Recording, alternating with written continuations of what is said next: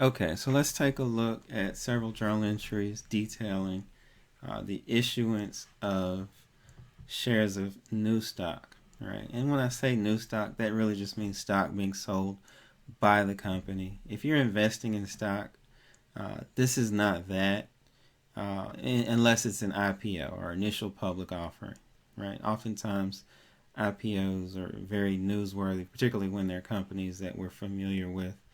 Um, Most shares of stock are sold by previous shareholders, right? But at some point, those shares had to be sold by the company, right?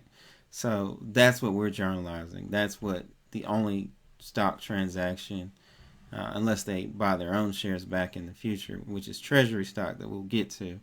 But um, the initial sale of stock is what we're getting ready to journalize, and we're going to look at the exercise 11-3. All right.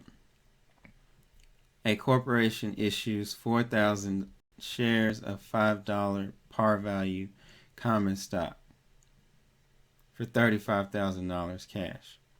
Okay.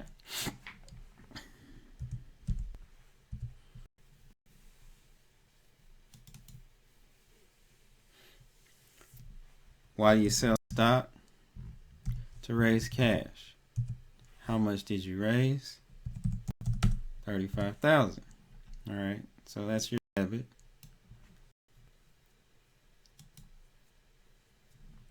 All right. Now this is par value stock. So the par value has an effect of being almost restricted, and so we have to keep that in a separate account.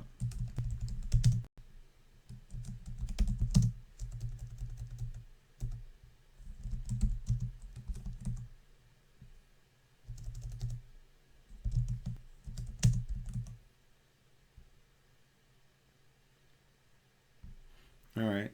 Common stock, $5 par.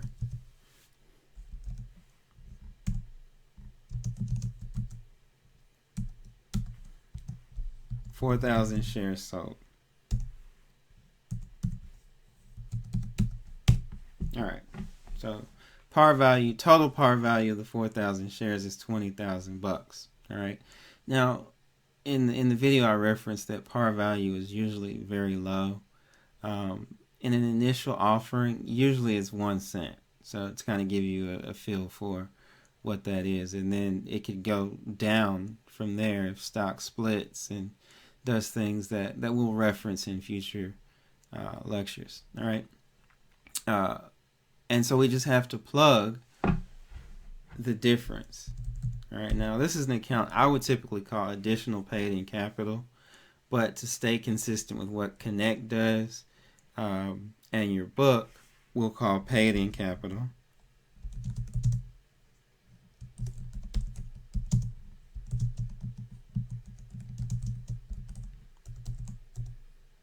Paid-in capital in excess of par, and that's your plug. All right, so debit minus credit, entry that balances the equation. All right.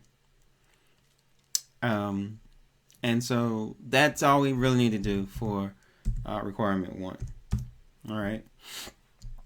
And why don't I write a description?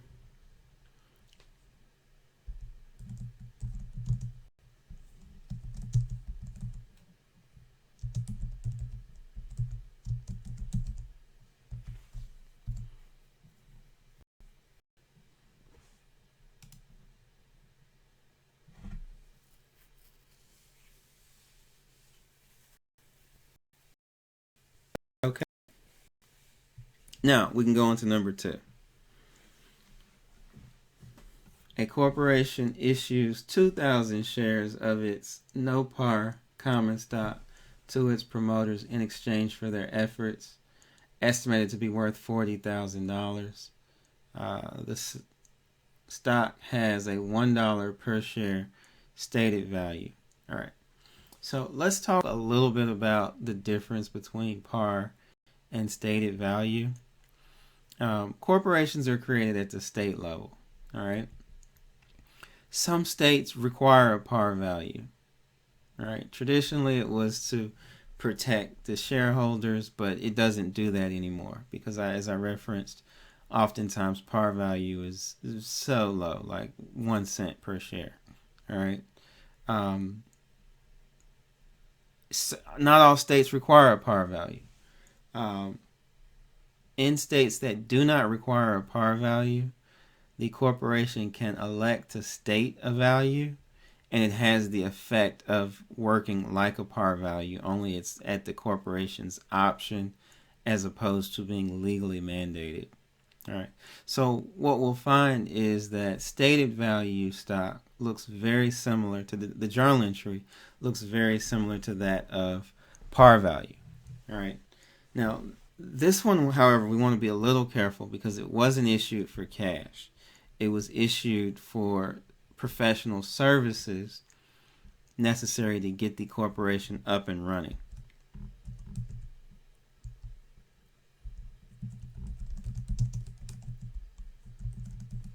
We call those organizational expenses. All right.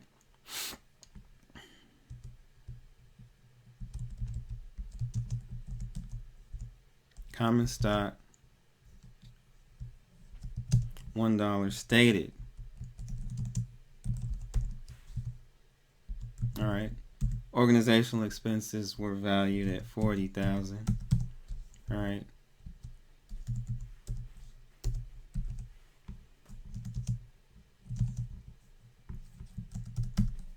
$1 stated value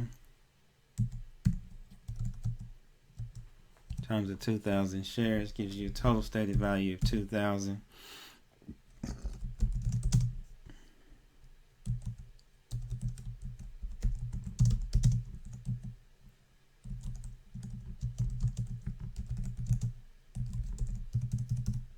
All right.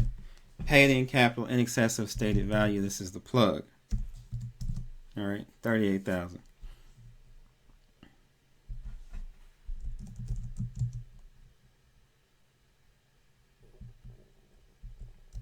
Issued $1 stated value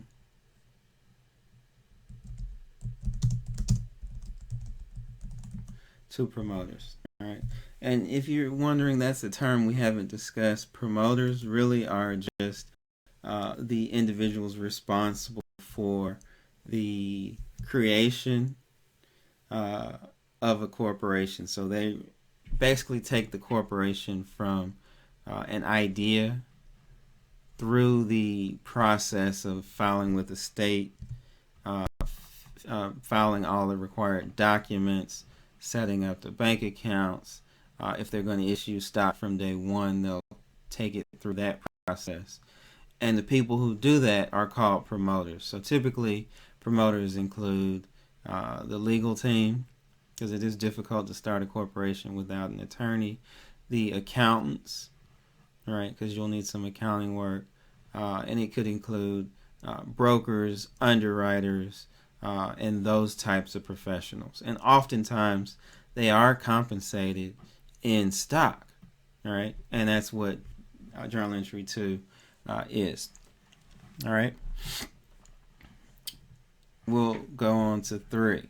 A corporation issued 2,000 shares of its no par common stock to its promoters in exchange for their efforts, estimated to be worth $40,000. Stock has no stated value. Okay, so 3 is very similar to 2, except for there is no stated value. All right. So as you might have guessed, the debit is to organizational expenses,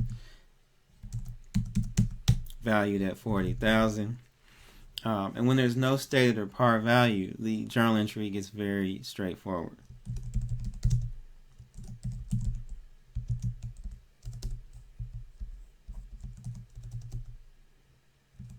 Common stock, no par.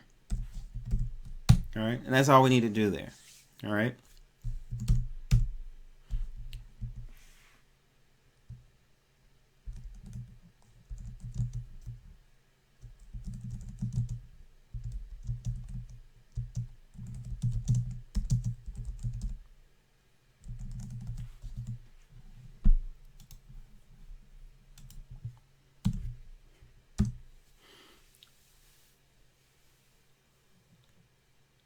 Transaction 4.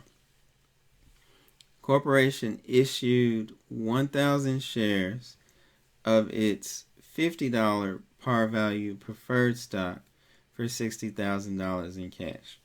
All right. So we haven't talked about the difference between common stock and preferred stock yet. Preferred stock is thought to be a hybrid investment vehicle. It's like a cross between a bond and a stock. And the idea is that preferred stock has a preference, hence the name, as it relates to dividends. All right, so when dividends are paid, preferred shareholders often get what we'll refer to as a preferred dividend that the company has to pay before it can pay a dividend to its common shareholders. All right, we'll get into the accounting for that and the types of preferred stock, but for now, we'll just deal with the journalization of the sale, and it's very similar to that of common stock. In fact, it's the same. We just changed the word common to preferred. So $50 par value, and it is also worth noting, preferred stock usually has a much larger par value than common stock. All right, $60,000 in cash.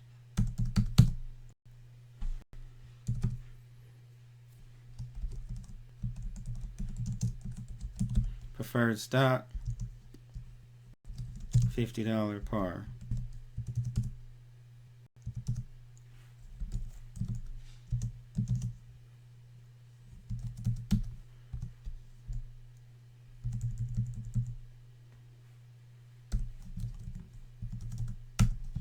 All right, works out to 50,000, and then of course your plug.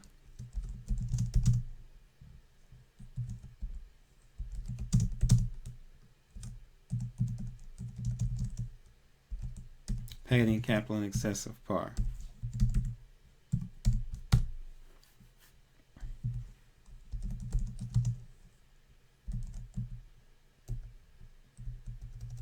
Issued $50 par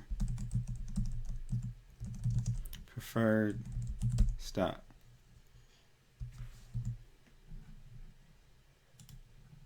All right.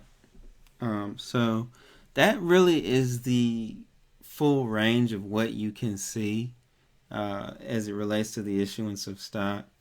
Now, you can see different things in a single transaction. In other words, you could have preferred stock with a stated value, but you could figure that out. You just change the name from common to preferred, and really that's the totality of what you can see. I mean, so some of the elements can change.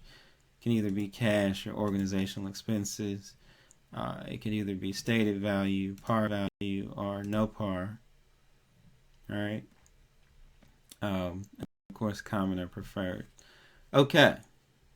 So that's as far as we're going in Chapter 11 today. And we'll pick up here with the next lecture.